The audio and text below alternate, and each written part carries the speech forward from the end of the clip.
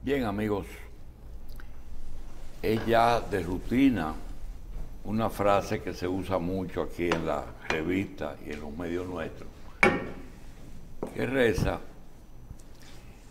los tiempos no son los mismos y los pueblos se tienen que acostumbrar a los estilos de los nuevos gobernantes. Lo decimos, lo repetimos: 32 años de Trujillo, 31 años de Trujillo, 22 años de Balaguer, 12 de Leonel Fernández, 8 de Danilo. Ya en el segundo año del primer periodo presidencial de Luis Abinader, nos estamos acostumbrando a un estilo nuevo, pero no solo él, sino también él y los funcionarios, que aunque tienen los mismos cargos, no tienen las mismas actitudes. En este momento le damos la bienvenida y agradecemos muchísimo la presencia de Homero Figueroa, que no se trata de un tour mediático, sino de que él ha aceptado estar con nosotros para tratar algunos temas que marcan su gestión en una forma un poco diferente a lo que estábamos acostumbrados. Vamos a comenzar dándole las gracias al licenciado Homero Figueroa, en que mucha gente tuvo que buscar quién era, quién es ese nuevo director, vocero de estrategia y comunicación del gobierno. Es decir, le agradecemos mucho a Homero su presencia aquí. Y vamos a comenzar. No quisiera caer en que esto sea una lisonja. Ayer hablamos de Pepín Corripio y nos costó mucho no caer en la dulonería, pero yo creo que la verdad usted no la puede ocultar. Lo mismo ocurre con ese cargo que usted desempeña. ¿A qué estábamos acostumbrados? Estábamos acostumbrados a un amigo de muchos años, periodista, que durante 12 años, primero 4 y después 8, tenía una costumbre: era periodistas y medios que se manejaban directamente con esa oficina.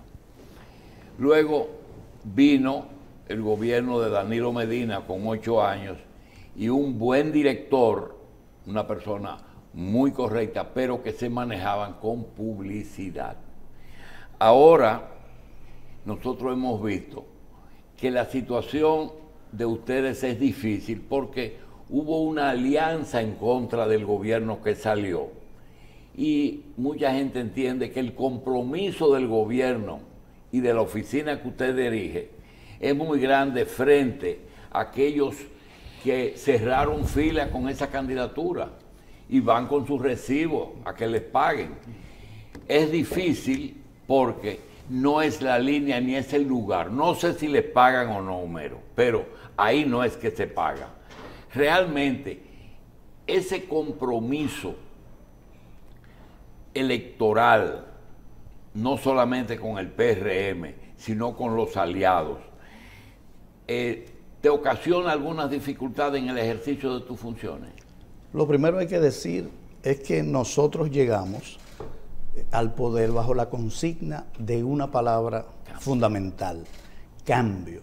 Y esta palabra no solamente fue un eslogan, fue una visión de una generación diferente. Una generación que se había pasado muchos años señalando de manera crítica el estado de cosas. Y en lo que a mi responsabilidad respecta, que es la relación con los medios de comunicación, yo vengo del ecosistema de medios y se puede decir que fui un actor presencial y a veces víctima de la visión del manejo mediático del poder hegemónico durante todo ese ejercicio que yo tuve en los medios de comunicación. Yo desarrollé una visión de cómo comunicar y esa misma visión que yo puse en práctica cuando hacía el trabajo que ustedes hacen, la he llevado a mi posición pública. Y eso ha supuesto un cambio en esta materia. Porque yo creo que los seres humanos tenemos que ser coherentes y practicar el concepto de unidad de vida. Usted no puede ser de una manera en un escenario y ser de otra en otro escenario. Y me refiero a actuar de una forma en el escenario privado y luego en la vida pública usted cambia su manera de pensar. Sí, pero eso no ha pasado. Tiene que reconocer que la vocería del gobierno lo obliga a usted a adoptar posiciones que en algún momento usted no esté 100% de acuerdo. Mira, no es su función ir a justificar lo bueno y lo malo, todo. No, sino, no, nosotros estamos apostando a otro modelo. Este es un gobierno fundado en la verdad, fundado en las convicciones, en los principios, en los valores, tanto de pensamiento como de acción. Y un gobierno fundado sobre esa base no tiene que recurrir ni al maquillaje ni a la manipulación. Entonces, para mí es muy natural. ¿Por qué? Porque me identifico absolutamente con lo que estamos haciendo. Entonces, yo no tengo que desdoblar. Hasta dónde, tanto el presidente de la República, que es de donde emanan las acciones, hasta dónde ustedes han logrado que se pueda convencer a una población de que lo bueno, lo correcto y la intención, porque usted puede tener la intención, pero no puede elaborar, es lo correcto. Es decir, tu verdad, ¿cómo resuelven eso? Bueno, a mí, dentro de mis responsabilidades, me toca medir el estado de la opinión constantemente. O sea, yo soy el responsable de hacer las encuestas de opinión en el gobierno. Y te digo que ha sido fácil porque desde el primer día hasta el día de hoy en que yo estoy hablando con ustedes, conservamos una altísima valoración. Y eso quiere decir que hay una coincidencia entre nuestro estilo y lo que esperaba la población. Hay una pregunta fundamental que yo siempre repito y es la siguiente. ¿Usted cree que el cambio fue real? El 65% de los ciudadanos dicen el cambio fue real al día de hoy. Entonces nosotros estamos en sintonía con la ciudadanía. Y esa pregunta que usted manda hacer también añade, ¿ha sido mejor? También lo añade. Sí, lo añado. ¿El cambio ha sido para bien o para mal? Bien. Más de un 65% dice que para bien. Bien. Homero, todo el mundo sabe que ese cargo no lo necesitabas para proyectarte en nada, porque tú tenías una posición clara. Pero no quita que el día que le impusieron la banda a Luis Abinader en el Congreso, se produjo un impacto de que él, yo soy el presidente. Cuando tú te paras en el podio con un escudo nacional a comunicar algo o a justificar algo, tú te sientes que realmente tú estás siendo vocero del gobierno dominicano y que tú no solamente eres solidario, o tú vas a justificar cualquier cosa buena o que tú creas bueno del gobierno. Definitivamente te respondo que no, porque no sería Homero Figueroa. El gobierno actúa en función de una visión, de un plan. Y obviamente no todo sale como uno lo planifica. Hay cosas que salen mal. Y desde el presidente de la República hasta el menor de los funcionarios ha puesto en práctica una conducta novedosa para nuestro país. Y es la concepción de que los que estamos en la función pública reconocemos nuestra condición de individuos ordinarios. A mí me gusta repetir la siguiente frase. Desde el presidente de la República hasta el más pequeño de los funcionarios tiene la conciencia de que es un ciudadano ordinario ejerciendo una labor extraordinaria. Entonces, el hecho de sabernos humanos, comunes y corrientes, nos permite desempeñarnos con facilidad y ante la adversidad, el error podemos hablar con transparencia, admitiendo la equivocación y corrigiendo. Entonces es fácil, no hay que justificar nada, se justifica la certeza, se corrige el error. Y entonces operamos con una flexibilidad y una facilidad que no lo tenían los demás. Entonces, porque sí tenían que maquillar su realidad. Ese lugar donde ustedes trabajan, que es el Palacio, sí. ¿Tú entiendes que es auténtico y que ahí no existe aquello de que si quieres conocer a Mundito, dale un mandito? Definitivamente Maldito. no. Mientras yo tenga la responsabilidad, va a ser un lugar para la transparencia y la sinceridad. Puntualmente en mi función me toca dar la opinión oficial del gobierno. Y he tenido la experiencia en estos 2 años que cuando lo hago en un tema álgido, regularmente es para cerrar públicamente el tema, porque nosotros no comunicamos desde la opinión sesgada, comunicamos argumentos y hechos. Y en este país... ¿Cómo es la cosa? Comunicamos argumentos y hechos. El vocero no es emocional ni da una opinión. Y por eso, cuando yo hablo, no es debatible, porque para debatirlo tendrían que traer un hecho alternativo. Yo me ciño a la verdad. Y eso da mucha fuerza. Tenemos a veces los casos de algunos voceros presidenciales en otros países que prácticamente uno dice, oye, esta persona es el fiel intérprete del pensamiento del líder, del presidente. Entonces, ¿no le ha tocado a usted quizás tener que asumir para esas funciones lo que es interpretarle el pensamiento al presidente Luis Abinader al momento de comunicar algún tipo de decisión? O sea, en algún momento hacer un comunicado que aunque siendo suyo, el presidente Abinader lo asuma como si lo hubiera dicho él. Bueno, la verdad que por la confianza y por ser parte de una misma generación, de hecho yo soy mayor que el presidente 1 año, y por compartir una visión del mundo y trabajar en conjunto, la verdad es que no hay contradicción entre la manera en que yo enfoco la realidad política, social y económica del país y en la manera en la que el presidente... Pero como nosotros interpretamos esa posición, no es interpretar el sueño o lo que piensa el presidente, sino hechos. Hechos. Hechos y argumentarlo. Sí. Así que nos desempeñamos. Justamente, hoy el gobierno de Luis Abinader, de haber tomado posesión, tiene 782 días. Naturalmente, el cargo usted no lo desempeñó desde el principio, sino que fue 1 año después. Así un año después. Así es. La pregunta es la siguiente. Cuando enfrentan ustedes un gobierno no solamente nuevo, el presidente en ejercicio, es decir, él nunca había sido presidente, había sido candidato y se supone que los candidatos por lo menos tienen experiencia de a vice y 2 veces a presidente, pero como presidente no.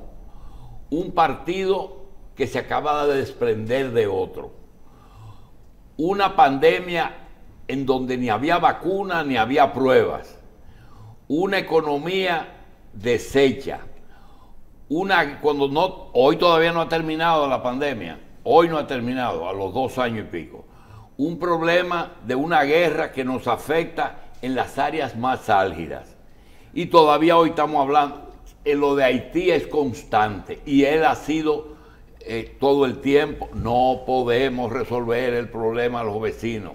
Pero, Homero, aquí hay el número que usted quiera de haitianos.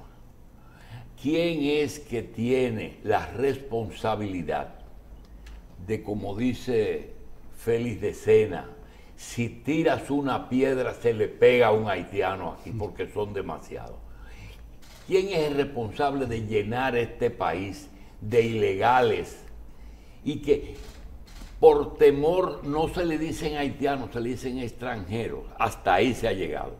Ese problema, la pandemia, la guerra de Ucrania, ahora Haití, ha entorpecido lo que ustedes originalmente planearon como programa de gobierno. ¿Cuántas cosas le han entorpecido? No han podido hacer nada de lo que querían. Hay una frase que ejemplifica nuestra experiencia.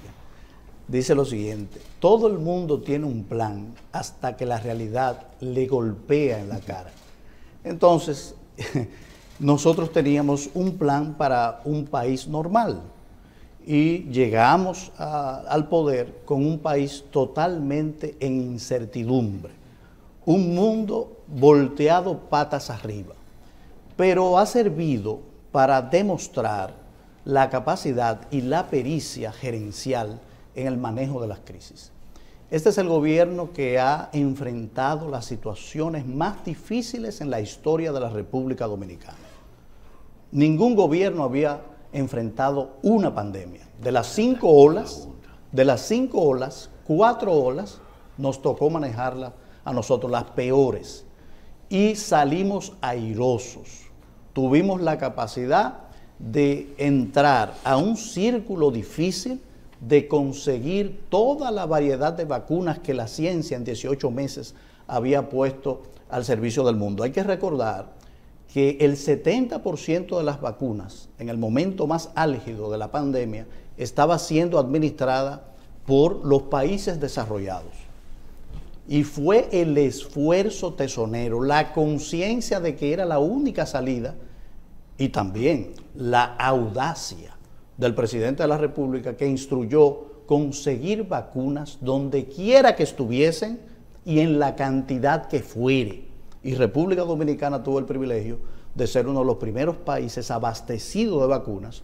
Tuvimos la capacidad de montar un programa de vacunación, ejemplo para el mundo, y de salir airosos de esa crisis. Salimos de la crisis de salud y vivimos el coletazo de la crisis económica, producto de la disrupción que las políticas para luchar en contra de la pandemia produjeron. Había que cerrar la economía, trancar a las personas en su casa, y evidentemente eso dio un parón a la economía, que representó una reducción en el PIB de un 6%.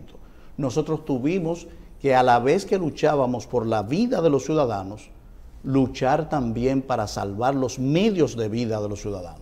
Y pudimos reactivar la economía. Y todo el mundo recuerda que en el 2021, apenas un año, la economía creció un 12.3%. Y que al día de hoy tenemos recuperado todos los empleos perdidos por la pandemia. Pero nunca supimos por qué crecimos. Sí, claro que sí. Porque claro Valdés que sí, lo subimos. era un genio, o porque se hizo lo que había que hacer. Valdés es un gobernador capaz, un timonel de la política monetaria con mucha experiencia y que no necesita mucha venta, porque todos conocemos su trayectoria. Eso no fue producto del azar. Ustedes deben recordar que en medio del cierre de la economía nacional para proteger a los ciudadanos de no ser contagiados, el presidente de la República se mantenía constantemente visitando las zonas turísticas. Iba a cualquier proyecto que abriera una habitación, iba a estimular que volvieran a trabajar. Se generaron políticas específicas, y luego yo recuerdo las críticas que decían: pero hay 2 países, hay restricción para los dominicanos, pero hay apertura para el sector turístico. Y se demostró sabia la decisión. ¿Por qué? Porque sabíamos que el sector turístico es la locomotora de la economía nacional, que arrastra a los demás sectores. Y esa reactivación se produjo un sector tras otro. Y cualquiera que habla con el sector empresarial dice: nunca habíamos producido tanto dinero. El sector privado por eso está feliz, porque es un gobierno consciente y que sabe generar un espacio para el dinamismo económico, con inteligencia, con esfuerzo, con habilidad gerencial. Este es un gobierno que puede decir que sabe gobernar, y sabe gobernar con eficiencia, sin perder de vista la transparencia y la honestidad, que ese es otro aporte y otra novedad. De nosotros en adelante, las figuras políticas tendrán que elevar el listón. No podemos volver al pasado de la cualquierización y del pisoteo constante de los principios y los valores que hacen grande a una nación. Bien, licenciado, en el caso del manejo del gobierno del país, uno lo analiza y dice: cada gestión tiene su forma, y uno ve que en los temas el presidente se maneja como por comisiones. La comisión o gabinetes. Con gabinetes, los gabinetes de salud, el de seguridad, y asimismo también maneja las crisis, o sea, de forma específica. Tengo ahora el huracán, vamos a manejar el huracán. El problema en Haití, me voy a Haití. O sea, los casos externos independientemente del día a día. Esta parte personaliza mucho al presidente lo que es la gestión. Dice, el presidente que tiene que estar al tanto de todo y dirigiendo casi todos los gabinetes, aunque hay que reconocer que hay gabinetes que funcionan independientes, perfecto, como vimos el caso del de salud con la vicepresidenta de la República. Hablen un poquito de esto y de la parte mediática relacionada con esto, porque muchas veces el presidente también está al tanto de todo, comunica todo, da declaraciones todos los días, o sea que usted también tiene que, es un sistema diferente. ¿Esa gestión es buena de esa forma o usted considera que le perjudica? Bueno, definitivamente nosotros somos personas que se guía de la estadística para saber si algo resulta o no. Y de acuerdo a los números que yo les he mencionado, tengo que decir que es un total éxito, porque la valoración tanto del presidente individualmente como de su gestión es altísima. Eso quiere decir entonces que el estilo es acertado para conseguir el resultado deseado. El tema de los gabinetes es importante porque define un rasgo de la personalidad del presidente y es la capacidad de gestionar en equipo. Porque es verdad que él está al tanto de todo, es verdad que él es el vocero más activo de su propio gobierno, pero toma las decisiones en conjunto y ejecuta. Pero él es el vocero más activo de su propio gobierno. Sí, lo ha sido. Tú aceptas que ha sido así. Así, y qué bien. Y tiene que ser así.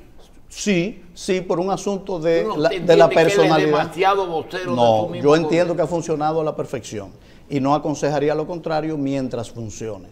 Bien. No hay cosa que tenga más razón que el éxito. Y lo que conversábamos, licenciado, en cuanto a que a veces esa posición hace, y es por lo que le hago la pregunta, no permite que los funcionarios se destaquen en sus propias áreas en muchos casos. Tú dices, por ejemplo, vamos a ver el gobierno al revés. No veamos los funcionarios, las cosas que han salido mal y que ha habido que rectificar, sino vamos a coger el área económica. Héctor Valdés Albizu, Alejandro Fernández W, el superintendente, el ministro de Hacienda, el director de impuestos internos, el director de aduana. Tú dices, pero aquí hay áreas que te puede ir, sector agropecuario, está consolidado y todos los ministros y directores están haciendo una buena gestión. Esa posición del presidente en todas las áreas, te vas a por ejemplo al área de salud y tú vas a encontrar un área consolidado, no hace que no se puedan independizar los criterios y que se den a conocer la gestión de esos funcionarios, porque a usted le dicen que el presidente está gobernando solo. Bueno, eso es una... Y no es así. No es así. Es una frase, vamos a decir, totalmente sesgada, con intención política, pero no es la realidad. Nadie puede gobernar solo. No, pero Homero, que el presidente no es así, que está gobernando solo, pero incluyan ahí, para ahorrar tiempo y ahorrarte complicaciones, de hasta qué punto ese gobierno colegiado, que yo le llamo Consejo de Estado, así es, porque tiene independencia. Primero, el presidente de la República, y me consta, no coge el teléfono y llama al gobernador del Banco Central a decir que suba o baja o que le otorgue divisas a nadie. Así es. Es decir, la independencia monetaria y financiera es el Banco Central. No es verdad que el presidente llama a Miriam o a Berenice Nunca. Y le dice, lleva suave la gente de Danilo porque pueden ser mis aliados en la reelección. Jamás. No es verdad. Exactamente. Y no es verdad que a Isa Contreras se le da un boche por una posición que tenga personal y que choca a lo mejor con el buen desenvolvimiento de la imagen que el gobierno quiere proyectar. Lo mismo de la justicia en general. No se usa. Mira, ahora mismo tú tienes homenajes al Ministerio Público y el otro Ministerio Público en la calle protestando. Es decir, eso no es malo, eso habla bien del gobierno. Y para que incluyan la respuesta, la independencia, tanta independencia, los aliados que a veces pensaban que el poder era para otra cosa y tener que convencerlo que si tú buscas la palabra Arbaje o Abinader, no aparecen en ningún cargo. Pero nadie lo dice. Nadie lo dice. Pero todos lo sabemos, todos lo sabemos. Pero tú no puedes dar por descontado. Y la otra cosa es hasta dónde, una realidad que tú y yo no podemos negar, y es que para poder terminar lo que se inició, el año y medio que queda no es suficiente. Y la reelección es un elemento real que está ahí. Todo eso entorpece una buena gestión. No, definitivamente que no. Quiero empezar por la observación de Michelle. Hay que diferenciar lo que es coordinación y lo que es control. El presidente, como un buen gerente, es un gran coordinador, pero su personalidad no tiende a ser controlador. Con el presidente se trabaja en total libertad. Es un presidente que le gusta y anima la discusión en diversidad. Es un presidente que tú le puedes estar totalmente opuesto a su criterio y puede discutir contigo hasta llegar a un consenso común. Y ahí está la ventaja del gabinete. Y ahí está la gran diferencia de que cuando llega al poder alguien preparado para la gerencia. No ha sido una aspiración del pueblo dominicano durante toda la vivencia democrática. Siempre se ha dicho, falta gerencia en el gobierno. Y nosotros, como dominicanos, hemos sufrido la improvisación y la falta de orden de políticos que no estaban preparados para gerenciar la cosa pública. Entonces, este presidente y este gobierno está lleno de personas con capacidad gerencial, porque hay una diferencia con los funcionarios más importantes de este gobierno. Es que todos, de alguna manera, en sus ámbitos particulares, eran exitosos en su vida privada. Tenían una trayectoria, un recorrido.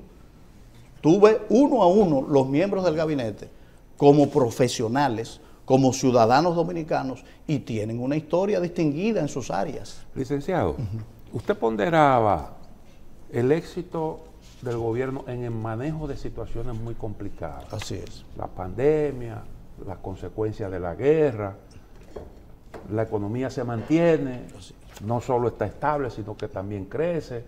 El 65% a que usted hacía referencia tiene que ver evidentemente con eso. La pregunta es, ¿en qué medida hemos logrado avanzar en cambios estructurales? Hay una serie de temas, por ejemplo, que se manejaron en el Consejo Económico y Social.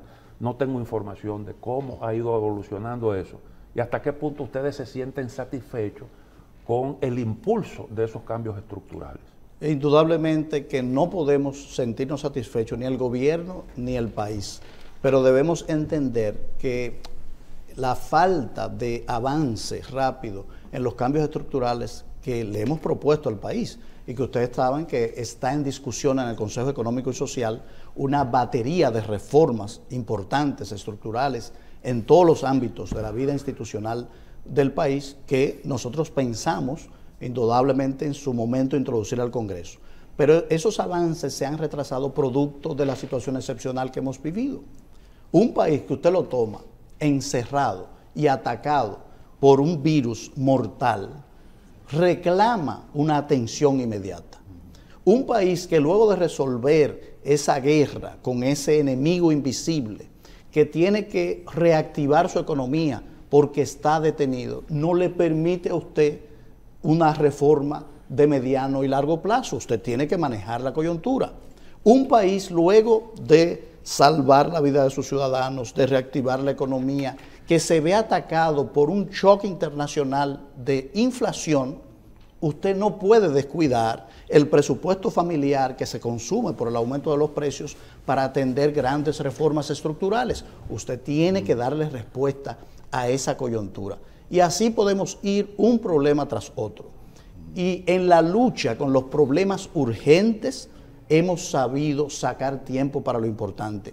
Y esas reformas propuestas, que el presidente propuso 12 reformas y que luego, por el espíritu de inclusión y de consenso, se han aumentado a 16, que están siendo discutidas con todos los sectores sociales, como debe ser, buscando un acuerdo para ahorrar tiempo. Nosotros no queremos imponer una visión de país, queremos pactar una visión de país para que sea aceptable y que continúe una vez y salgamos el tema del poder. Haití no ameritaría la búsqueda de un consenso para una posición firme nacional. Sí, definitivamente que es un tema importante, pero quiero decirte que este es el gobierno que ha manejado el tema Haití con la mayor responsabilidad. No había pasado, no se había Y no es que en sentado. Haití no estaba pasando lo que está pasando hoy. Siempre. No, pero hoy Haití yo Sí, creo que ya tocó obviamente fondo. ha escalado, pero si tú revisas la historia de nuestro vecino país, ha sido históricamente golpeado y ha pasado por situaciones muy difíciles. Pero la diferencia es que los gobiernos antes actuaban con una desidia y una negligencia absoluta. De hecho, era un tema fuera del debate nacional. Para este presidente es un tema fundamental y lo ha llevado a los escenarios internacionales y ha proyectado la visión de la nación, una visión consensuada de la nación con responsabilidad en esos foros. Y en las reuniones privadas bilaterales ha actuado con valentía, afirmando nuestra posición y defendiendo la soberanía nacional. Sí. Homero, Eso no se le puede quitar. hay cosas que están ocurriendo, así como las crisis, ninguna se originó aquí. Claro. Por ejemplo, por primera vez, 4 personas que han ocupado la presidencia tienen incidencia en la política nacional. 2 de ellos casi candidatos presidenciales y 2 han gobernado el país. Pedir no ayuda por impotencia, sino colaboración por experiencia. A esos señores que en vez de comenzar a criticar lo que ellos hicieron, ¿por qué no cierran filas y dicen, el país necesita un consenso y necesita de esas experiencias? Sería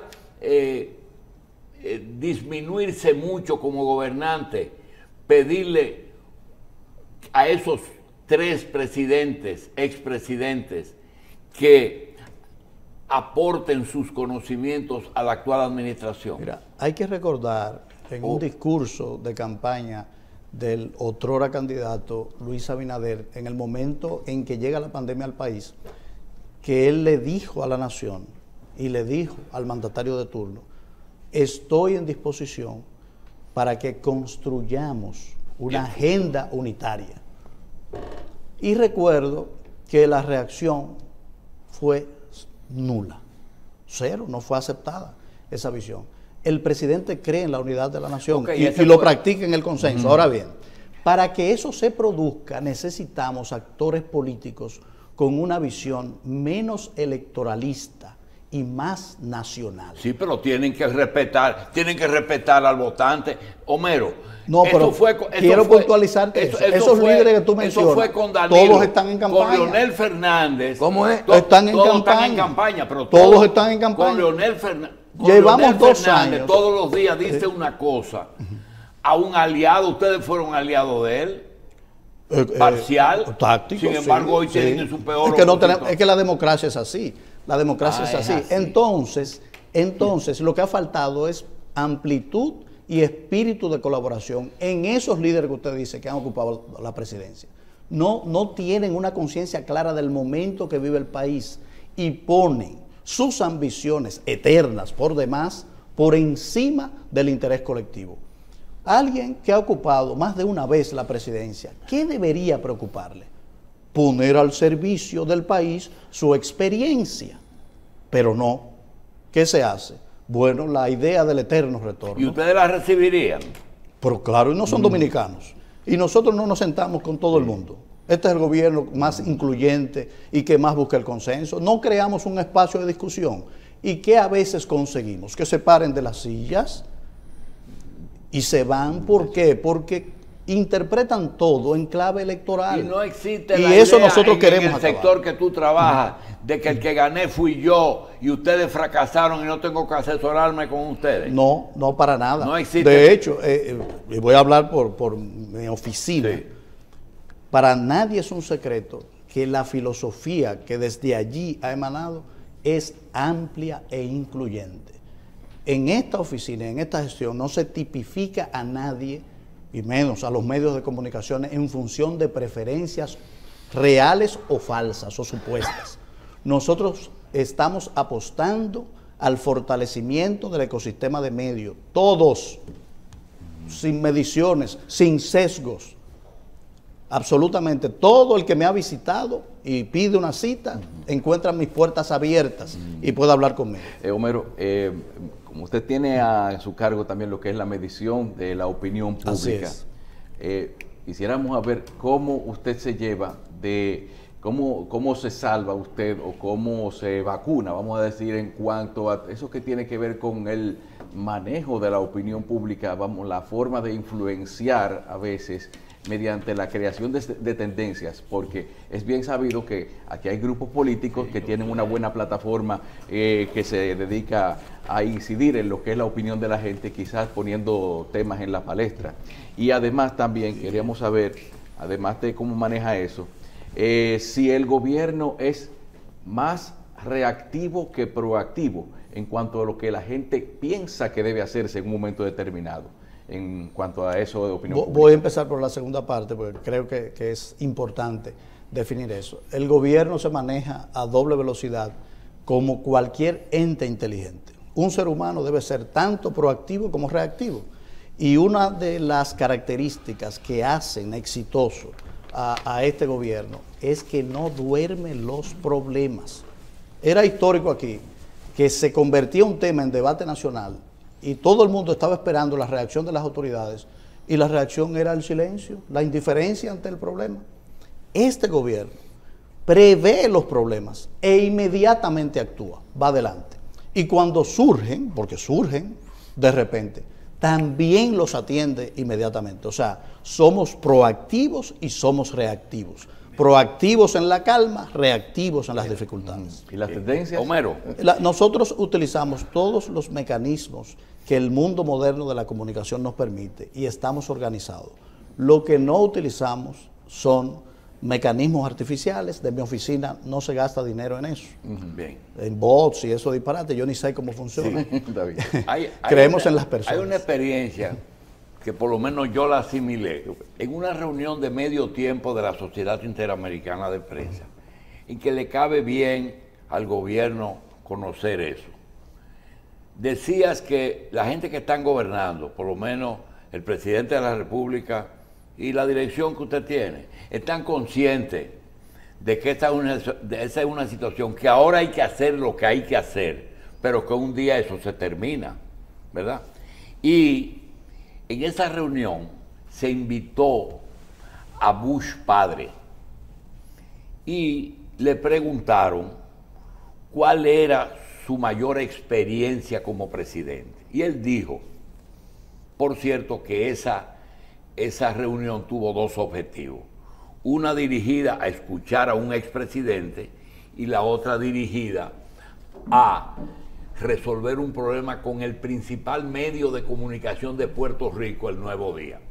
Le preguntan cuál es su principal recuerdo. Dice, bueno, el día antes, toda la maquinaria, todas las agencias me trajeron sus informes. El presidente de los Estados Unidos me trataron como hasta el último día como tal, y después que entregamos el poder al presidente, creo que fue Clinton, me fui para casa con mi mujer y me dijo al día siguiente, si no te levantas a recoger el periódico, el perro lo va a romper.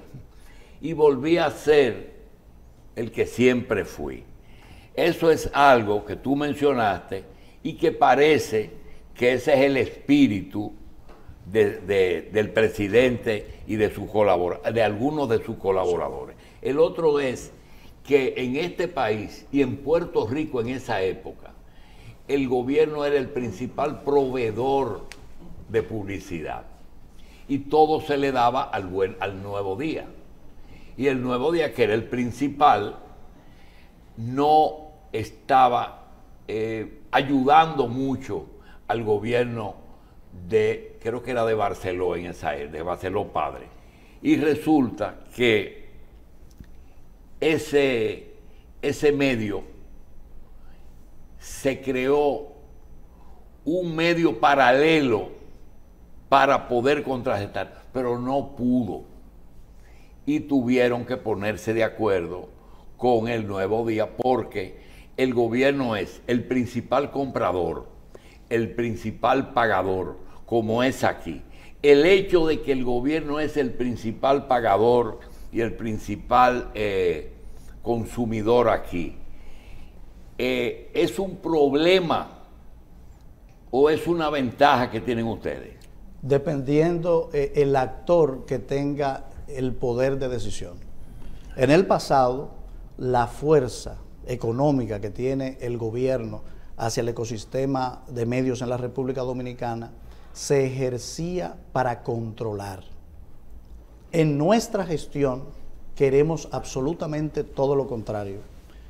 Vemos esa fuerza que tiene el gobierno como principal inversionista como una herramienta para recuperar la libertad de acción de los medios de comunicación. Tanto el presidente de la República como todos los que lo acompañamos creemos en que no puede haber una democracia que funcione, una democracia madura, sin un ecosistema de medios que cumpla con su tarea, que ¿cuál es? Reflejar la realidad sin intromisiones. No podemos aspirar a una objetividad absoluta, ideal, por las limitaciones humanas, pero podemos generar el espacio, el campo de juego, lo suficientemente libre como para que fluyan hacia los ciudadanos las informaciones lo más objetivamente posible y que ellos puedan tomar la decisión. Sí. Nosotros estamos lejos de querer manipular, estamos lejos de querer controlar los medios. Hay un propósito firme de no contestar críticas. No, es que el debate no es malo, el debate no es malo, lo que es malo es ahogar las críticas. Lo que es malo, es imponer. No habla, usted sabe que libertad de expresión, aquí nadie se puede, y de este gobierno menos. Exactamente. Aquí se ha dicho hasta lo que no se debe decir. ¿Por qué? Porque el presidente cree profundamente en eso. Y a mí, que es mi responsabilidad, no me luce. Yo sería otra persona. Porque cuando yo estaba sentado frente a una cámara, ¿quién podía a mí decirme lo que yo debía decir? Nadie. Pero entonces, ¿cómo yo después? Usted se debe a otra cosa ahora. Sí, pero no es lo mismo yo que me siento aquí a decir lo que me dé la gana. Usted no puede decir lo que le dé la gana. Sí, pero puedo evitar forzar a los demás a decir lo que yo quiero que digan. Entonces yo estoy siendo coherente. Yo respeté mi libertad y estoy actuando en respeto absoluto a la libertad de los demás. A veces surgen críticas que molestan, pero eso es gobernar en democracia. En medio de las críticas, de las observaciones, de los señalamientos injustos a veces, pero hay que tener tolerancia. No es también que es una época diferente con el tema de las redes sociales, la misma, prestarle atención a eso, las noticias falsas, los falsos paradigmas que se crean en todo esto, hasta dónde, y un presidente que parece que le da seguimiento a todo esto. Michelle, es una época diferente por todo lo que dices, pero también somos hombres y mujeres diferentes.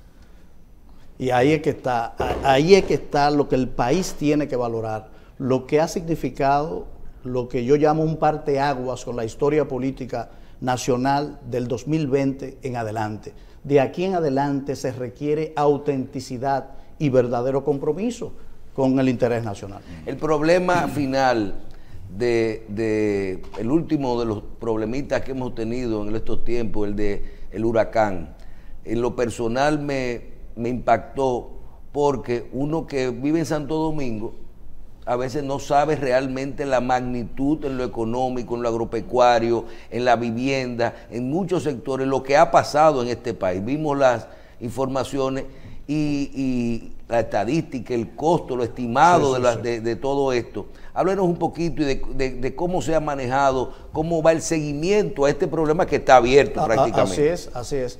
Lo primero es que actuamos con previsión, que es lo que nos define, porque teníamos la proyección, la tecnología moderna nos indica la trayectoria de los fenómenos, el tiempo de llegada. Bueno, ¿qué hizo el gobierno? Llamar inmediatamente a una reunión de todas las instituciones involucradas en la respuesta a un fenómeno de esta naturaleza y planificar todo lo que se iba a hacer. Eso es antes de llegar, activar los comités de emergencia y respuesta de todas las instituciones, preparar los recursos humanos, los recursos tecnológicos, los recursos económicos para responder rápidamente una vez llegara el fenómeno. Llegó el fenómeno, otra reunión para dar las instrucciones y despachar los equipos en medio de los procesos para estar ubicados y dar respuesta. Luego del fenómeno, con la presencia del presidente, actuar en todos los escenarios para resolver. Vimos un presidente que inmediatamente pasó el fenómeno atmosférico, estaba en la zona de desastre. No hubo que decirle al presidente, pero el presidente, ¿y usted no va a ir allá? No, los medios tuvieron que salir corriendo detrás de él por la rapidez. Eso no se había visto en la República Dominicana. Y ese es el estilo, resolver los problemas. ¿Y qué problema dejó Fiona? Fiona dejó daños por unos 20.000 millones de pesos. Daños graves a casi 1 millón de tareas de productos cultivables en momentos en que la República Dominicana necesita su producción. Dejó daños a unos 8.000 hogares, personas que perdieron su vivienda. Dejó daños en infraestructuras viales, tanto carreteras como puentes, unos 35. Y no estaba programado, y eso no estaba programado. No estaba programado, pero se está actuando en reparación. Afectó a nuestra estructura de proveer agua potable. Pero todo eso se ha restablecido. La energía eléctrica, señores, se restableció un 100% en un tiempo récord. No hubo tiempo para que la gente se indignara, porque la gente entendió, estas personas están aquí, están todos los equipos, están metidos de cerca resolviendo el problema. Y seguimos, porque no se va a parar hasta normalizar absolutamente la situación. Ayer hubo un acto en el Palacio Nacional donde se anunció la batería de respuesta para el problema más grave que dejó Fiona, que es el sector agropecuario. Se le entregaron los primeros 300 exacto, cheques. que hay que decir en donación. Esos son recursos en donación. Regalo. Exactamente, no tienen que devolverlo y es para que los productores puedan restablecer esas tierras dañadas. Pero no solamente nos quedamos en la donación. Hay un fondo especial para financiamiento a tasa cero a esos productores para que vuelvan otra vez a reponer las cosechas. Hoy la prensa dice que se aumentó el presupuesto de la presidencia y eso tiene dos vertientes. Una es, bueno, aquí han ocurrido tantos problemas y la experiencia nos dice que la presidencia tiene que tener en lo adelante una mayor disponibilidad. Porque en todas partes del mundo hay un fondo de contingencia. Aquí no existía. Y esa es la respuesta que Homero va a dar en caso. ¿Qué pasa? Bueno, cuando salimos de vacunas tuvimos que meternos en ciclón. Pregunta, cuando te digan eso es para la reelección, que es necesario, ¿qué le decimos? Ya lo has dicho, definitivamente tú has dicho uno de los argumentos, el otro argumento es muy específico. Nosotros estamos emprendiendo una transformación en el sistema de transporte que supone una alta inversión. Estoy hablando de los teleféricos, estoy hablando de la extensión del metro y de todo el sistema de movilidad moderno. Y solamente eso, el ministro de Hacienda ha dicho que incrementa en 20.000 millones los requerimientos. Lo que pasa es que hay actores que juzgan por su condición. Y aquí, históricamente, desde el gobierno, todo lo que se hacía era para procurar la permanencia en el poder. Este gobierno y el presidente no está preocupado por los próximos 4 años. Estamos ocupados. El ejercicio del poder y el cumplimiento de cada proyecto, esto es campaña. La mejor campaña. Si tú haces lo que tienes que hacer Exactamente. con lo del ciclón, la gente va a estar conforme. Exactamente. Si haces, ahora yo veo Nuestra campaña, don Julio, es gobernar bien. Sí. Y gobernar en este pero periodo de tiempo. dentro de lo posible, porque tú no tienes todo lo... Ah, yo, no, por ejemplo, claro, veo claro, que sí. ustedes le cargan mucho el DAO al Banco de Reserva. ¿No es así? ¿En qué sentido? Que le derivan muchas cosas al Banco de Reserva. El Bueno, Banco de pero Reserva... ha sido una gestión exitosísima. No, del no, Banco es de que no Reserva. se discute. Ha crecido enormemente. Eso es lo malo, el éxito. Y ha desarrollado músculos para que se le deriven cosas. O sea, yo pienso que no está mal. Pero quiero ahondarle en ese tema de la crítica, del proyecto reeleccionista y eso. Es que están pensando en clave propia. El presidente no ha hablado de eso. El presidente está concentrado en estos 4 años. Yo acuñé en el pasado la siguiente frase. Yo decía que teníamos una generación de políticos preocupados por ganar 4 años más y que no sabían qué hacer con los 4 años que tenían. Vivimos gobierno así, Sí. afanados. ¿Para qué 4 años? Yo vi una administración que desde el día 1, afanado en procurarse 4 años más y no hacía nada con los 4 que tenía. No. Nosotros estamos concentrados en los 4 que tenemos. Y ya corresponderá a la población el día de la votación ratificarnos o elegir otro gobierno. Cualquiera de las yo opciones. termino la parte mía, ellos tienen más cosas. Pero quizás un Yo abuso. podría pasarme el día hablando con ustedes. Sí, se puede pasar el día entero. Mira, es un abuso preguntarte esto, porque esa no era tu área. Pero tú tienes los efectos devastadores, no del ciclón, sino de esto que te voy a Vamos a preguntar. ver, vamos a ver. Aquellas personas que colaboraron con aportes a una campaña a todos los partidos políticos y uno de ellos ganó. Esa gente, ustedes no han tenido ningún tipo de contemplación con que esos aportes no eran comprometidos con protección a actos que no eran regulares. Tú ves ahora mismo, el presidente manda a revisar la nómina de educación, pero Fulcar era recaudador y tiene mucha gente disgustada, pero a Fulcar, que era el hombre del partido que lleva de mano a Luis, hay que tenerle cierta consideración. Lo mismo que aquellos que aportaron y quieren protección, a veces hasta en el Poder Legislativo. Realmente esos colaboradores están resultándole una piedrecita en el zapato a este gobierno. Mira, la realidad y la ciencia económica, por eso le decían la ciencia lúgubre, porque la misión de la economía es manejar recursos escasos para necesidades abundantes. Bueno, así pasa con la gestión pública y el tema de la cultura dominicana de hacer política para pasar factura. El cambio supone también un cambio de esa cultura. Y el presidente lo dijo al inicio, porque es imposible. ¿Cuántas personas votan y activan por un partido? Para ganar unas elecciones aquí hay que conseguir más de 3 millones de votos.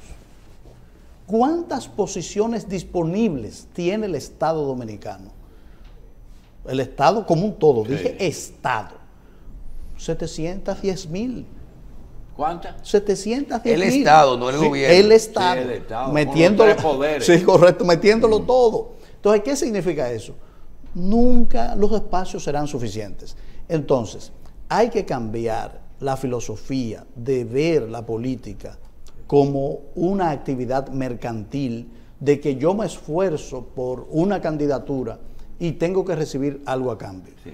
Es una expresión del atraso, porque necesitamos construir una sociedad de personas que se valgan por sí mismos, que no necesiten el bastón del Estado para sostenerse. Déjame decirte, es la primera vez que yo ocupo una posición pública. Y es la primera vez en mi vida que tengo una relación con el sector público. Porque yo tenía la conciencia de que usted tiene que ser un actor y sujeto de su propio destino. Yo vivía de mis actividades privadas. Sí, y perfectamente hay puedo algo vivir. que tú tienes que tener en cuenta. El día que le dispararon al presidente Reagan, ¿sabes a quién más hirieron? Al speaker. Sí, sí. Salvando las distancias y no hablando de tiros, sino de posiciones. Tú te sientes que debes poner, no tu cuerpo, pero tu disposición del cargo a proteger al presidente. Yo estoy total y absolutamente identificado con la visión del presidente Abinader, absolutamente, 100%. Y por eso estoy aquí. Y por eso estoy dispuesto a hablar y abogar por sus acciones y por su política, porque hay una total coincidencia. Todo lo que hace está de acuerdo con mi visión de país y por eso estoy aquí. Bien. Homero, gracias. No, gracias a ustedes por esta conversación atípica. Gracias por estar aquí. No, gracias Homero. a ustedes.